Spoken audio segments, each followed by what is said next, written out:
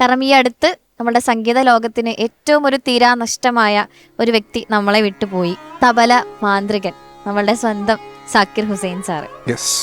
വിരലുകൾ കൊണ്ട് അത്ഭുതങ്ങൾ കാണിച്ചുകൊണ്ടിരുന്ന ഒരു വ്യക്തിയായിരുന്നു. എന്തെങ്കിലും എക്സ്പീരിയൻസ് ഉണ്ടോ സാറിന്റെ കൂടെ വർക്ക് ചെയ്ത്? അതിനുള്ള ഒന്നും ഭാഗ്യം ഉണ്ടായിട്ടുണ്ട്. നമുക്കൊക്കെ ആഗ്രഹം, സ്വപ്നത്തിലൊക്കെ ഞാൻ വർക്ക് ചെയ്തിട്ടുണ്ട് അദ്ദേഹത്തിന്റെ കൂടെ. കാര്യം അദ്ദേഹത്തിന്റെ കൈകളെന്ന് പറഞ്ഞാൽ ആ ഫിംഗേഴ്സ് ഒരു അത്ഭുതം. അത് മാത്രമല്ല കാണാനും എന്ത് ചന്താണ് അദ്ദേഹം. ഭയങ്കര ഐശ്വര്യമാണ്. അദ്ദേഹം ഒന്ന് വന്നിരുന്നാൽ മതി, വായിക്കണ്ട. തബല എന്നുള്ള ഒരു എന്താ പറയുക, ആ ഒരു വാദ്യത്തിന് വേൾഡ് ലെവൽ എടുത്തുകൊണ്ട് പോയ ഒരു വ്യക്തിയാണ് സാക്കിർ ഹുസൈൻ സാർ. പറയാതിരിക്കാൻ വയ്യ. പ്രണാംസ്. വേറെ ഒന്നുമില്ല. കാര്യം എനിക്ക് പെട്ടെന്ന് ഓർമ്മ വരുന്ന അദ്ദേഹത്തിന്റെ ഒരു വലിയ ഫാനാണ് എൻ്റെ അനിയൻ. അവൻ അസാധ്യയുടെ തബല വായിക്കും. അവൻ ഇദ്ദേഹത്തിന്റെ കാസറ്റ് ഇട്ടിട്ടാണ് അതിൻ്റെ കൂടാണ് പ്രാക്ടീസ് ചെയ്യുന്നത്.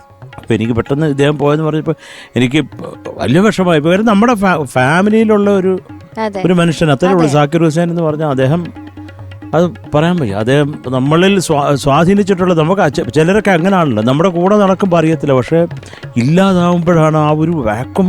വല്ലാണ്ട് ഇതിന് പകരം ആരെന്നുള്ള ഒരു വലിയ ക്വസ്റ്റ്യൻ മാർക്കാണ് അദ്ദേഹം. കാര്യം കാണാനും സുന്ദരൻ, അതുപോലെ ആ ഫിംഗേഴ്സ് നമ്മളിങ്ങനെ കാണാൻ പറ്റത്തില്ല അദ്ദേഹം വായിക്കുമ്പോഴേ. പ്രണാംസ്.